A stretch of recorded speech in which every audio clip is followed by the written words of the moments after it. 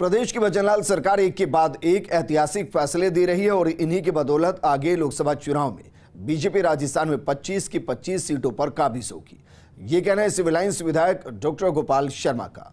First India से exclusive बातचीत में गोपाल शर्मा ने कहा कि डबल इंजन की सरकार अपने कहे हुए कामों से कभी का भरोसा जीत चुकी है, अपने करे हुए कामों से कभी का भरोसा जीत चुकी है।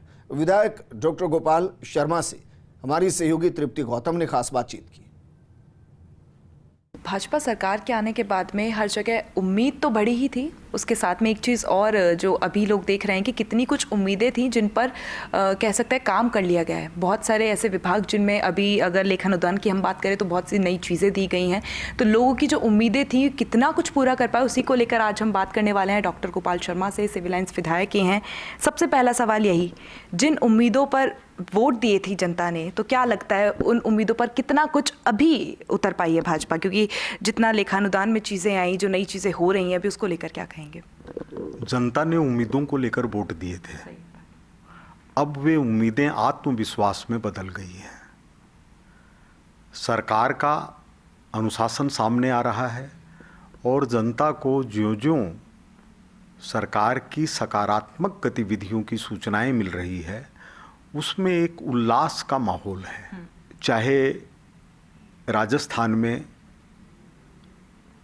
ईस्टर्न राजस्थान कैनाल प्रोजेक्ट की बात हो, चाहे झुंझुनू जिले में यमुना के पानी लाने की बात हो, या पेपर लीक में एसआईटी गठन से लेकर केंद्र द्वारा कानून बनाने की बात हो, चाहे जेईएन मामले के अंदर मास्टरमाइंड को सीमा पर गिरफ्तार करने की बात हो, वीआईपी कल्चर समाप्त करने के लिए मुख्यमंत्री जी की घोषणा हो कि वे ट्रैफिक को रोके बिना आगे जाएंगे, कहीं भी रास्ता तय करेंगे।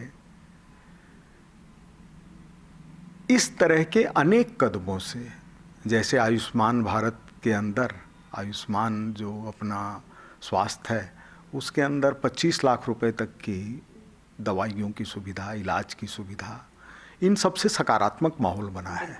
बात जब हम लोकसभा चुनावों की कर रहे हैं तो एक सवाल हमेशा दिमाग में आता है कि क्या कुछ वो चुनौतियां राजस्थान में रहने वाली, अगर मैं लोकसभा चुनाव की बात करूं तो ऐसी कौन सी चुनौती है जो भाजपा को यहाँ पर देखनी पड़ सकती है? देखिए, चुनौती के साथ एक विशेष बात यह है कि चुनौती हमेशा पराजित होती है, इसीलिए उसको चुनौती कहते हैं। तो बीजेपी के सामने जो भी चुनौती है वो पराजित होनी है। लेकिन अगर देखा जाए तो राजस्थान की जनता ने पिछले 2 बार से अपना संपूर्ण समर्थन भारतीय जनता पार्टी को दिया है। चयन के मामले में वह नरेंद्र मोदी जी के आंखों में है, तो इसलिए जो जनता की अपेक्षा है उसी के अनुरूप उम्मीदवार आएंगे और 25 उम्मीदवार जीतने हैं। लोकसभा चुनाव है, क्या कुछ होगा, क्या कुछ नहीं होगा, तस्वीर कैसी रहेगी वो साफ हो जाएगी, लेकिन उससे पहले की जो तैयारियां हैं वो सारी नजर आ रही हैं, तो उसी को लेकर हमने बातचीत की और कह सकते हैं स्पष्ट रूप से बहुत सारी बातें आपने हमें बताई। कैमरा पर्सन तीरथ के साथ मैं Tripti Gautam, first India news, Jaipur.